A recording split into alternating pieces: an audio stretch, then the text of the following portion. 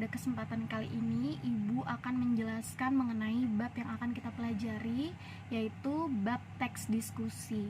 Nah, jadi untuk teks diskusi itu sendiri pada pertemuan pertama hari ini, adapun kompetensi dasar yang harus kalian capai. Yang pertama adalah kalian harus mampu mengidentifikasi informasi teks diskusi berupa pendapat yang pro dan kontra yang terdapat dalam teks diskusi yang kalian baca ataupun kalian dengar.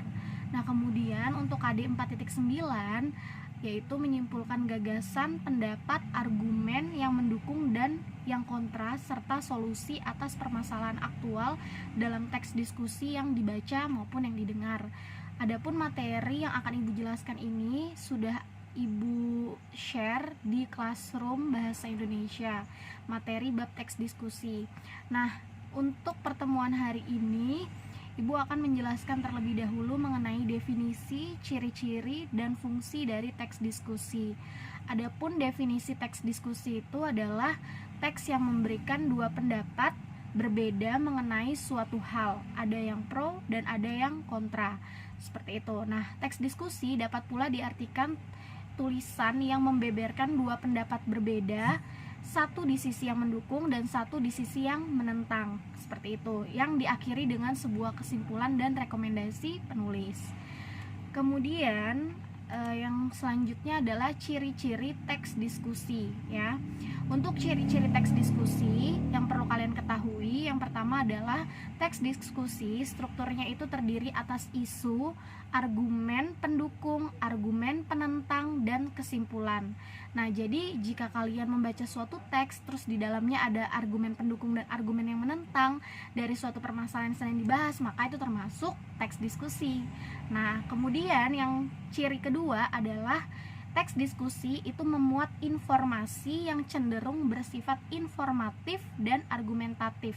Bersifat informatif itu berarti informasi yang ada dalam teks diskusi itu bermanfaat bagi orang yang membacanya. Karena di teks diskusi itu sendiri berisi suatu permasalahan yang sedang dibahas dan diperdebatkan oleh dua gagasan, yaitu gagasan yang mendukung dan gagasan yang menentang. Nah, kemudian yang ciri yang ketiga yaitu di dalam teks diskusi itu menerapkan unsur-unsur kebahasaan, yaitu sebagai berikut. Yang pertama, teks diskusi itu menggunakan kata hubung perlawanan, ya. Jadi sambil Ibu jelaskan, tolong sambil lihat classroomnya ya, materi di classroom, jadi paham. Jadi terdapat kata hubung perlawanan, yaitu konjungsi yang berguna untuk mempertentangkan kedua gagasan yang berlainan. Nah, untuk mempertentangkan kedua gagasan yang berlainan, maka kita butuh kata hubung perlawanan. Contohnya tetapi, namun, sedangkan. Nah, itu adalah contoh kata hubung yang bisa kita gunakan jika kita mau berargumen dan menentang gagasan dari pendapat yang lain, seperti itu. Kemudian ciri unsur kebahasaan yang kedua yaitu terdapat modalitas dalam membentuk opini dan rekomendasi. Jadi modalitas itu adalah klasifikasi pernyataan pro kontra atas kemungkinan atau keharusan. Nah, jadi contohnya itu adalah bisa jadi, belum pasti, kemungkinan. Nah, itu termasuk kata-kata yang bisa kita gunakan ketika kita mau memberikan pernyataan pro maupun kontra atas sebuah kemungkinan. Jadi kalau kita berpendapat dan itu masih sebuah kemungkinan, maka kita akan menggunakan modalitas yaitu unsur leksikal bisa jadi, kemungkinan, belum pasti. Nah, seperti itu. Kemudian yang unsur ciri kebahasaan yang ketiga yaitu penerapan kohesi leksikal dan gramatikal. Ya, kohesi leksikal dan kohesi gramatikal. Nah, jadi gini ya maksudnya. Kohesi leksikal itu merupakan kemampuan mencapai kalimat padu dalam memilih kata.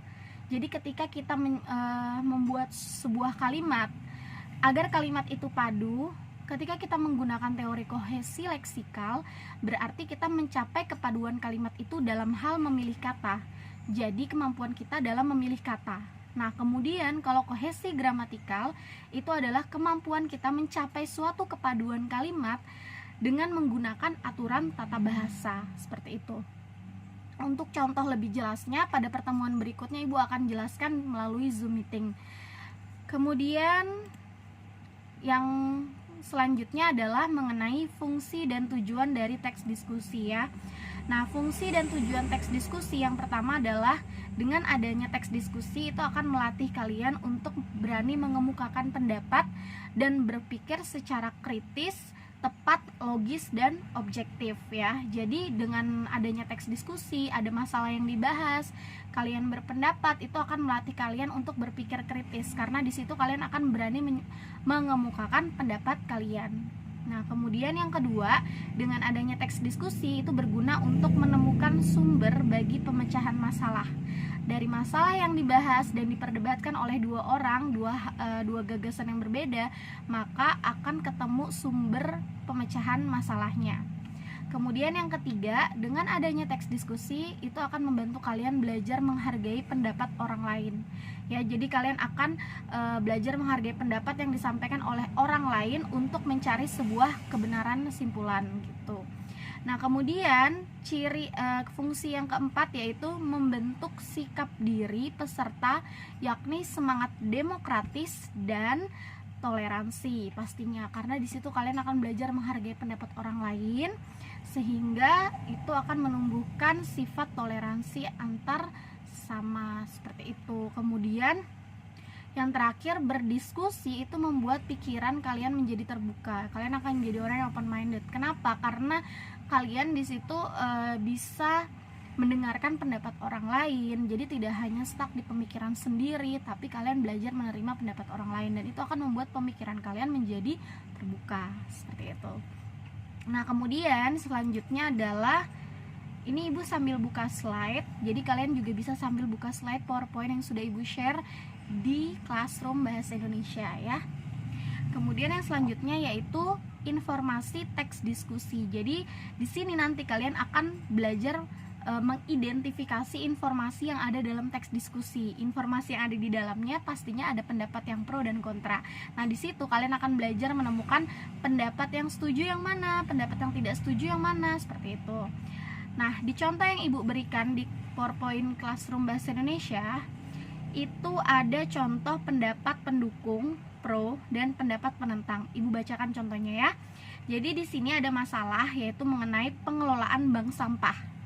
Nah, di sini pendapat yang mendukung dinyatakan dengan sebuah kalimat yaitu sampah yang disetor oleh masyarakat sebagai nasabah akan dibeli oleh bank sampah. Adanya bank sampah mendatangkan keuntungan bagi masyarakat. Nah, ini adalah contoh pendapat yang mendukung. Kemudian pendapat yang menentang bagaimana? Nah, ini contohnya.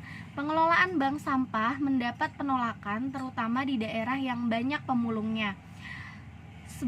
Sebagian masyarakat khawatir pengelolaan sampah melalui bank sampah akan menimbulkan gejolak dalam masyarakat. Terlihat ya, dua perbedaan antara kalimat yang sebelumnya dan yang ibu barusan baca.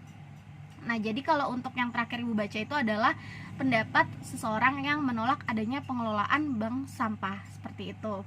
Nah, nanti di tugas kalian itu juga kalian akan disuruh membaca sebuah teks diskusi dan menentukan mana sih kalimat yang termasuk pendapat pendukung dan mana kalimat yang termasuk pendapat menentang, seperti itu. Nah, kemudian slide selanjutnya yang akan kita pelajari yaitu simpulan isi teks diskusi. Yaitu di sini kalian akan belajar menyimpulkan isi dari teks diskusi. Bagaimana cara kalian agar kalian bisa menyimpulkan isi teks diskusi? Yang pertama, pastinya kalian akan membaca dulu teks diskusi dengan seksama. Nah, kemudian nanti dari teks diskusi itu pastikan di dalamnya terdapat beberapa paragraf ya kan. Nah, untuk membuat sebuah kesimpulan, kalian harus menemukan ide pokok di setiap paragrafnya. Nah, ketika kalian sudah menemukan di setiap paragraf ide pokok, oh paragraf 1 udah ketemu ide pokoknya, kedua juga sudah, 3 juga sudah, 4 juga sudah misalnya. Nah, kemudian nanti di kesimpulan kalian akan menggabungkan ide-ide pokok tadi tersebut menjadi sebuah kesimpulan. Nah, jadi di situ kalian akan menemukan sebuah kesimpulan ya. Jadi untuk menentukan ide pokok gimana sih caranya? Jadi kalau kalian mau menemukan ide pokok, pertama ketika kalian membaca sebuah paragraf itu kan terdiri dari beberapa kalimat ya kan. Nah, pasti di dalam setiap paragraf itu ada yang namanya kalimat utama. Nah, biasanya setelah kalimat utama itu akan ada kalimat-kalimat perincian atau kalimat pendukung, yaitu kalimat yang mendukung adanya sebuah kalimat utama. Jadi kalimat penjelas seperti itu ya. Nah, jadi yang kalian perlu temukan adalah kalimat utamanya. Nah, kalimat utama itu biasanya ada di awal paragraf. Biasanya, bisa juga di akhir, tapi tergantung lagi. Makanya kalian harus baca betul-betul. Kalimat utama itu kan berarti di paragraf itu sedang bahas apa sih? Nah, baru nanti kan biasanya kalimat-kalimat yang lainnya itu adalah kalimat yang menjelaskan tentang apa yang tadi dibahas di kalimat utama. Jadi merincikan seperti itu. Nah, jadi kalian harus temukan kalimat utamanya. Setelah kalian ketemu kalimat utamanya, barulah kalian bisa menentukan ide pokoknya seperti itu. Nah, lalu apakah ide pokok itu ditulis semua? Misalnya udah ketemu kalimat utama ya, dari A sampai titik misalnya. Apakah itu semua termasuk ide pokok? Jadi, kalau ditanya kalimat utama, berarti tulisnya dari awal hingga titik. Nah, tapi kalau misalnya ditanya ide pokoknya, berarti dari kalimat utamanya itu diambil poin pentingnya. Ya, diambil poin pentingnya. Jadi kalau kalian lihat di LKPD kalian, tugas yang akan Ibu share, tugas hari ini, di situ ada teks diskusi kan yang Ibu kasih di paragraf pertama, judulnya tentang perkembangan teknologi. Nah, kalau kalian lihat di paragraf pertama, di situ Ibu menemukan bahwa kalimat utamanya terletak di awal, yaitu Ibu bacakan ya. Smartphone merupakan teknologi canggih yang memungkinkan kita untuk berkomunikasi baik secara audio maupun visual. Itu adalah kalimat utama. Kenapa, Bu? Karena di kalimat berikutnya dijelaskan mengenai apa yang tadi di kalimat utama. Karena dianggap dapat memudahkan segala aktivitas, smartphone akhirnya digunakan banyak kalangan orang termasuk anak-anak. Namun pada dasarnya memberikan izin pada anak-anak untuk menggunakan smartphone masih jadi bahan perdebatan di berbagai kalangan masyarakat. Nah, jadi kalimat kedua dan kalimat ketiga itu adalah kalimat penjelas dari adanya kalimat pertama di awal tadi. Karena kalimat di awal tadi membicarakan mengenai ini smartphone itu merupakan teknologi canggih loh yang memungkinkan kita untuk komunikasi baik secara visual maupun audio gitu kan. Nah, dari kalimat utama yang kita sudah temukan tadi, kita akan temukan ide pokoknya. Jadi kalau kita persingkat bagaimana? Bukan kita persingkat jadi gini ya, misalnya paragraf pertama ide pokoknya adalah definisi smartphone. Tidak seperti itu. Jadi kalian tidak mengurangi substansi atau isi dari kalimat, tapi juga tidak menuliskan semua. Jadi bagaimana? Begini ya, misalnya kita ubah menjadi ide pokoknya adalah smartphone merupakan teknologi yang memungkinkan untuk berkomunikasi. Begitu saja juga boleh, atau ditambahin lagi baik secara audio maupun visual. Nggak masalah, jadi setidaknya ada kata yang dihilangkan dari kalimat utama. Itu ibaratnya persingkatnya ya, tapi tidak mengurangi isinya. Seperti itu. Itulah contoh menemukan ide pokok. Paragraf 1 udah ketemu ide pokoknya, ya udah tuliskan di tugas di tabel. Itu kan di tabel yang Ibu kasih di LKPD, nanti kalian bisa cek. Di awal tugas itu Ibu menyuruh kalian untuk menuliskan fungsi dari informasi pada teks ya kan? Fungsi dari informasi pada teks. Berarti kamu baca dulu teksnya, kira-kira manfaat dari isi teks yang sudah kamu baca apa, itu dituliskan. Jadi jawabannya itu bukan fungsi yang tadi Ibu jelaskan di PPT ya, di PowerPoint, tapi fungsi yang Ibu maksud di dalam tugas itu adalah fungsi dari isi informasi yang kamu baca pada teks. Terus kemudian nanti di situ kamu disuruh menemukan informasi berupa pendapat yang mendukung dan yang menentang. Itu gampang ya, bisa dicari. Kemudian nanti di tugas terakhir kamu disuruh menentukan pokok pikiran. Pokok pikiran tuh ide pokok yang tadi Ibu bilang. Paragraf 1 ide pokoknya udah ketemu tadi kan. Nah, paragraf 2 apa, paragraf 3 apa, dan 4 apa gitu. Nanti terakhir nomor 2 soal yang terakhir itu adalah kesimpulan. Jadi kamu menyimpulkan. Bagaimana menyimpulkannya? Dari ide pokok yang sudah kalian temukan tadi disatukan, dihubungkan dengan kata hubung agar kata kalimatnya bisa padu ya. Nah, menjadi sebuah kesimpulan seperti itu. Jadi itu saja yang kira-kira Ibu akan jelaskan mengenai materi ini, yaitu mengenai cara mengidentifikasi informasi, yaitu mencari pendapat yang mendukung dan menentang, kemudian menyimpulkan isi informasi pada teks diskusi.